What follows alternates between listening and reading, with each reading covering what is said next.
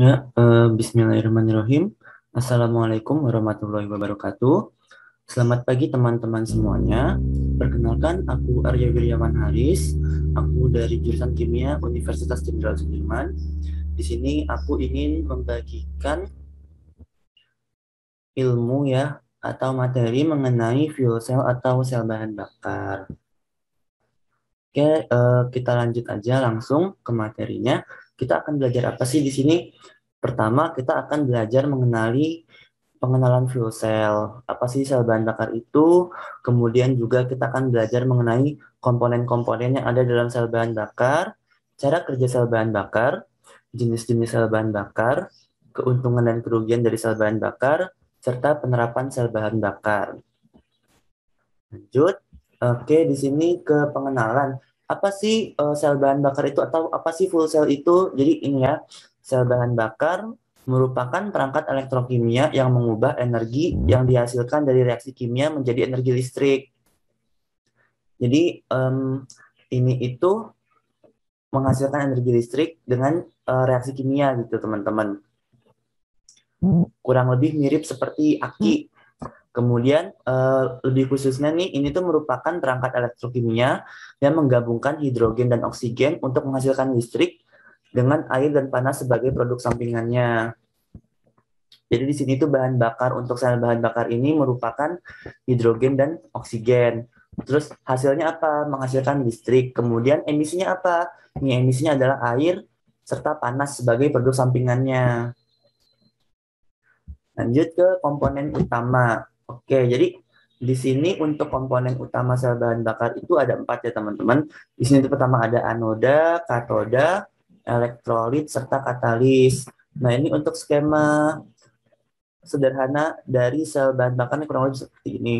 Ini anodanya di sini, katodanya di sini, ini elektrolit, kemudian katalisnya mohon maaf di sini tidak dicantumkan ya di gambarnya. Langsung aja. Jadi untuk sel bahan bakar sendiri, untuk anodanya itu fungsinya untuk apa sih anodanya ini? Anodanya ini berfungsi sebagai pos negatif atau kutub negatif ya, ini anodanya. Ini itu fungsinya untuk mengantarkan elektron yang dibebaskan dari molekul hidrogen sehingga dapat digunakan dalam rangkaian eksternal. Jadi sini nih, ini kan hidrogennya masuk ke sini. Nah, terus di anodanya ini tuh nanti tuh dipisah gitu loh, hidrogennya dipisah menjadi elektron dan protonnya. Protonnya nanti bisa nembus ke sini ke elektrolit, sedangkan elektronnya ya protonnya bisa nembus sini, sedangkan elektronnya nih ngalir nih dari sini ke sini nih ke sirkuit. Nah, itu untuk anodanya. Kemudian untuk katoda, katodanya ini merupakan pos positif atau kutub positif dari sel bahan bakar. Ini tuh untuk mendistribusikan oksigen ke permukaan katalis. Ini katoda ya, ini oksigen nih, oksigen masuk nih ke katoda. Kemudian juga di sini itu untuk distribusi elektron kembali dari sirkuit eksternal ke katalis sehingga bergabung kembali dengan ion hidrogen dan oksigen untuk membentuk air. Itu fungsi dari katoda. Kemudian kita masuk ke elektrolitnya. Elektrolitnya ini berupa membran penukar ya nih ya, nih membran ini ya untuk elektrolit ya. Jadi di sini itu fungsinya itu untuk menghantarkan proton, untuk menghantarkan proton atau menghantarkan ion positif. Sedangkan elektronnya itu diblokir ya, seperti yang tadi ini hidrogen, hidrogen masuk sini, terus di anodanya ini hidrogennya itu di, di split ya, dipecah menjadi proton dan elektron. Untuk protonnya itu bisa masuk ke sini ke elektrolit, sedangkan elektronnya dialirkan ke sirkuit eksternal.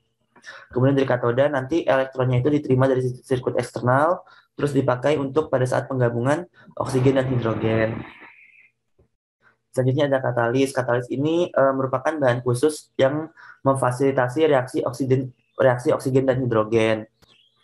Biasanya itu berupa bubuk platinum yang dilapisi ke kertas berpori atau ke karbon gitu. Nah, ini itu untuk kertas kasar dan berporinya itu digunakan untuk memaksimalkan ruas untuk memaksimalkan luas permukaan yang terpapar hidrogen atau oksigen. Kemudian juga untuk sisi katalis yang berlapis platinumnya itu menghadap ke PEM, proton exchange membrane. Selanjutnya cara kerjanya, jadi sebenarnya saya udah jelasin sebelumnya. Ini sel bahan bakar ini menghasilkan tenaga listrik dengan terus-menerus mengubah energi kimia dari bahan bakar menjadi energi listrik melalui reaksi elektrokimia. Terus di sini sama ya, sel bahan bakar biasanya menggunakan hidrogen sebagai bahan bakar dan oksigen biasanya dari udara ya, sebagai apa oksigennya? Sebagai oksidan dalam reaksi elektrokimia. Nah, nanti hasil reaksinya ini menghasilkan listrik dan produk sampingan berupa panas dan air. Nah, untuk cara kerjanya sama ya, seperti yang tadi ya. Ini hidrogen masuk, terus nanti protonnya melewati membran, elektronnya mengalir ke atas ini ke sirkuit eksternal. Ini tuh ya.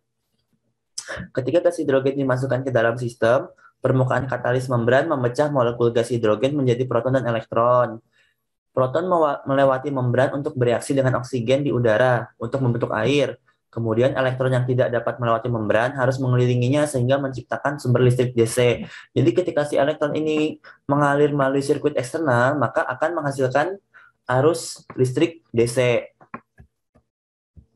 Selanjutnya kita masuk ke jenis-jenis sel bahan bakar. Di sini ada 4 ya yang utamanya. Jadi ada sel bahan bakar alkalin, ada sel bahan bakar asam fosfat, sel bahan bakar ini ya molten karbonat, kemudian ada sel bahan bakar solid oxide. Kita masuk ke alkaline fuel cell. Jadi di sini ini merupakan sel bahan bakar yang diperkenalkan pada tahun 1960-an. Karena elektrolit yang digunakan untuk perangkat ini adalah larutan alkali berair seperti kalium hidroksida. Kemudian prosedur konsumsi listriknya agak mahal.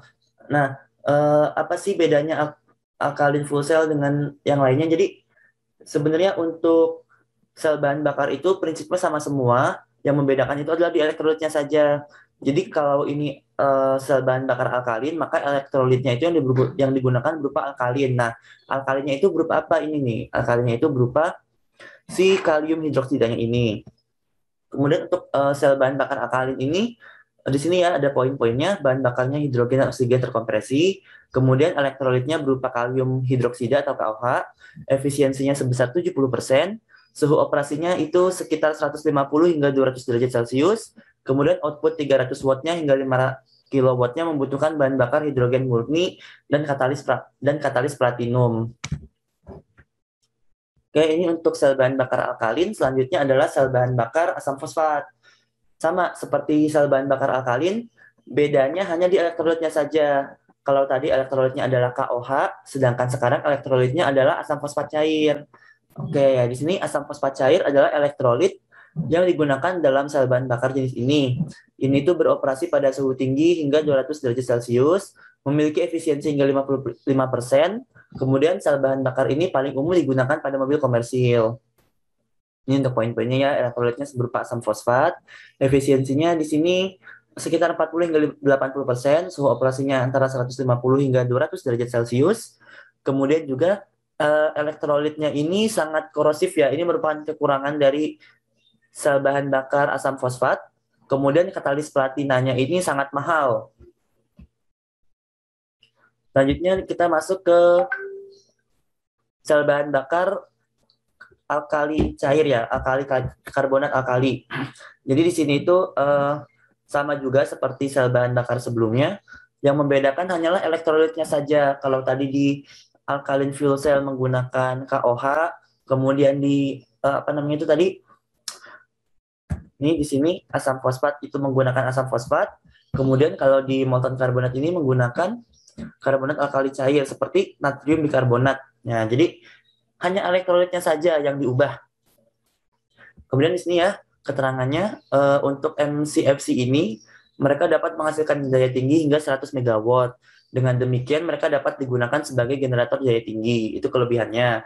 Kemudian untuk poin-poinnya ini seperti sudah yang ditulis, elektrolitnya berupa natrium karbonat atau natrium bikarbonat ya, bisa juga digunakan. Efisiensinya sebesar 55%. Suhu operasinya ini hingga 650 derajat Celcius. Kemudian untuk kelebihannya ini juga produksinya tidak begitu mahal, serta dapat digunakan untuk penggunaan komersil. Dan selanjutnya di sini ada SOFC atau Solid Oxide Fuel Cell atau sel bahan bakar oksida padat. Jadi di sini itu merupakan salah satu sel bahan bakar yang paling banyak digunakan secara komersil karena memiliki umur operasi yang tertinggi. Terus juga ini memiliki suhu operasi yang sangat tinggi hingga 1000 derajat Celcius. Akan tetapi nih ya, karena suhunya tinggi ini, bagian lain dari sel bahan bakar mungkin tidak dapat bertahan pada suhu ini, sehingga sangat tidak stabil. Kemudian juga pada suhu tinggi tersebut, alatnya ini bisa menghasilkan air dalam bentuk uap yang dapat dengan mudah diangkut melalui turbin uap untuk menghasilkan lebih banyak listrik. Jadi nanti uapnya itu bisa dijadikan sumber tenaga untuk turbin uap, untuk memutar turbin. Jadi bisa menghasilkan listrik lagi gitu loh dari turbin uap, nggak cuma dari si sel bahan bakarnya ini. Sehingga meningkatkan efisiensi sistemnya juga ya, kan dihubungkan tadi ke yang generator uap itu loh, ke turbin uap. Kemudian di sini elektrolit yang digunakan dalam sel ini merupakan yttria stabilized zirconia atau YSZ. Nah, ini elektrolitnya ya.